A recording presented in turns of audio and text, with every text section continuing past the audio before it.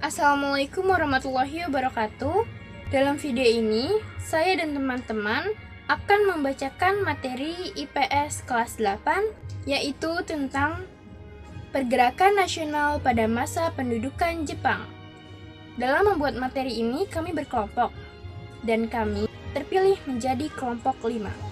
Anggota kelompok kami yaitu Siti Aisyah absen 34, Syalwa Nildia Putri absen 36, Zaki Al-Atta absen 40, dan saya, Talia Rizkia Dinda, absen 38.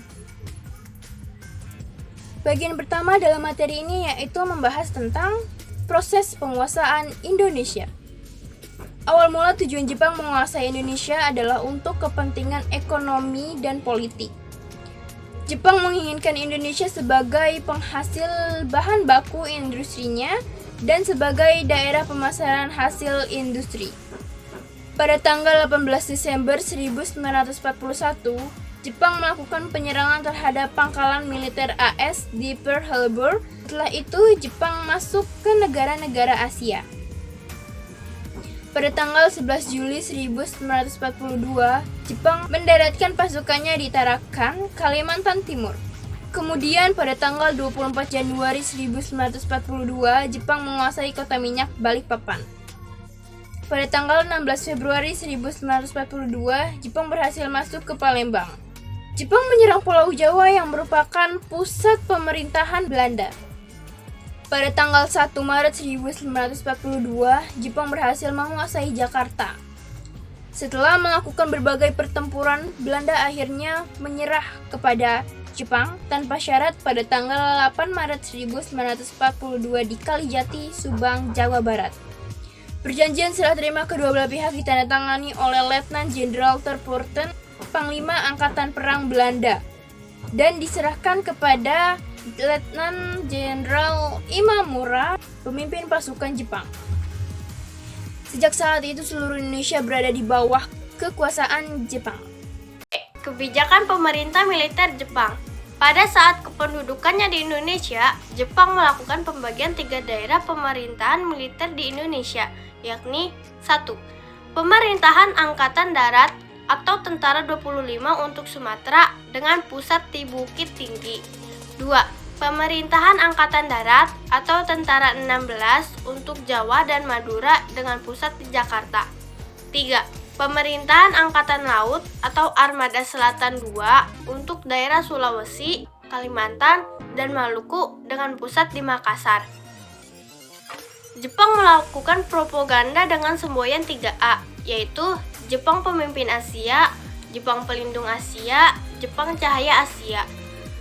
Program yang paling mendesak bagi Jepang adalah mengerahkan seluruh sumber daya yang ada di Indonesia untuk tujuan perang. Beberapa kebijakan tersebut antara lain sebagai berikut. 1. Membentuk organisasi-organisasi sosial. 1. 3A. Dipimpin oleh Mr. Syamsuddin, tujuan meraih simpati pendudukan dan tokoh masyarakat sekitar. Dalam perkembangannya, gerakan ini kurang berhasil. 2.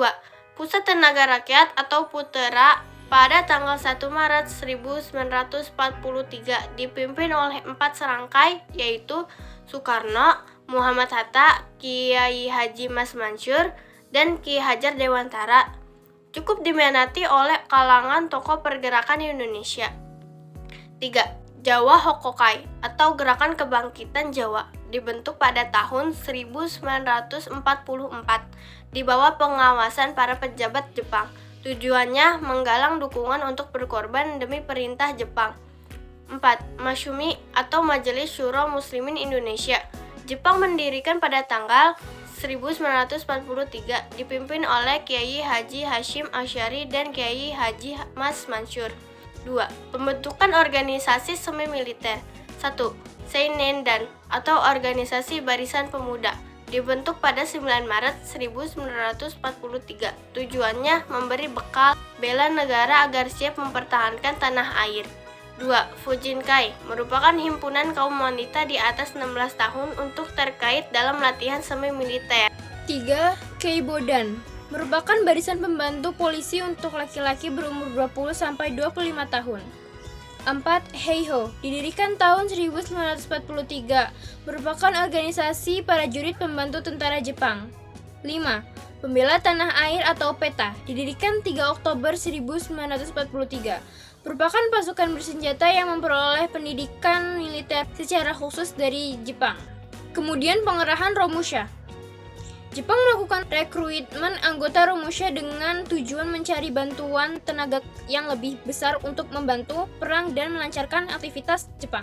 Anggota-anggota Romusha dikerahkan oleh Jepang untuk membangun jalan, kubu pertahanan, rel kereta api, dan jembatan.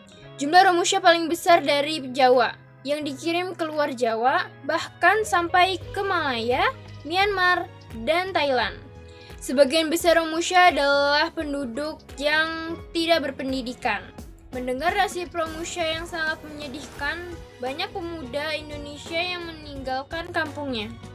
Penjajahan Jepang yang sangat menyengsarakan adalah pemaksaan wanita-wanita untuk menjadi Jugun Lanfu. Jugun Lanfu adalah wanita penghibur yang dipaksa Jepang di berbagai pos medan pertempuran. Dan yang terakhir, eksploitasi kekayaan alam. Jepang tidak hanya menguras tenaga rakyat Indonesia, tetapi Jepang mengambil alih aset ekonomi Belanda dan menguasai secara langsung seluruh usahanya. Sikap manis Jepang hanya sebentar. Pada tanggal 20 Maret 1942 dikeluarkan maklumat perintah yang isinya berupa larangan pembicaraan tentang pengibaran bendera merah putih dan menyanyikan lagu Indonesia Raya. Hal ini tentu membuat bangsa Indonesia kecewa. Sikap kaum pergerakan. Bangsa Indonesia telah melakukan berbagai upaya untuk menanggapi kebijakan Jepang tersebut. Mereka sengaja memanfaatkan organisasi-organisasi pendirian Jepang sebagai batu loncatan untuk meraih Indonesia merdeka. Beberapa bentuk perjuangan pada zaman Jepang adalah sebagai berikut. 1. Memanfaatkan organisasi bentukan Jepang. Kelompok ini sering disebut kolaborator karena mau bekerja sama dengan penjajah. Tokoh-tokohnya adalah para pemimpin putra seperti Soekarno, Muhammad Hatta, Ki Hajar Dewantara, dan Ki Haji Mansur. 2. Gerakan bawah tanah. Gerakan bawah tanah merupakan perjuangan melalui kegiatan-kegiatan tidak resmi. Tanpa sepengetahuan Jepang, mereka menggunakan tempat-tempat strategis seperti asrama-asrama pemuda untuk melakukan pertemuan-pertemuan. Mereka memantau perang Pasifik melalui radio-radio di bawah tanah. 3. Perlawanan bersenjata. Perlawanan bersenjata yang dilakukan bangsa Indonesia diantaranya sebagai berikut. A. Perlawanan rakyat Aceh dilakukan oleh Tengku Abdul Jalil, seorang ulama di Cetpilong, Aceh. B. Perlawanan Singapura, Jawa Barat dilapori oleh Ki Haji Zainal Mustafa. C.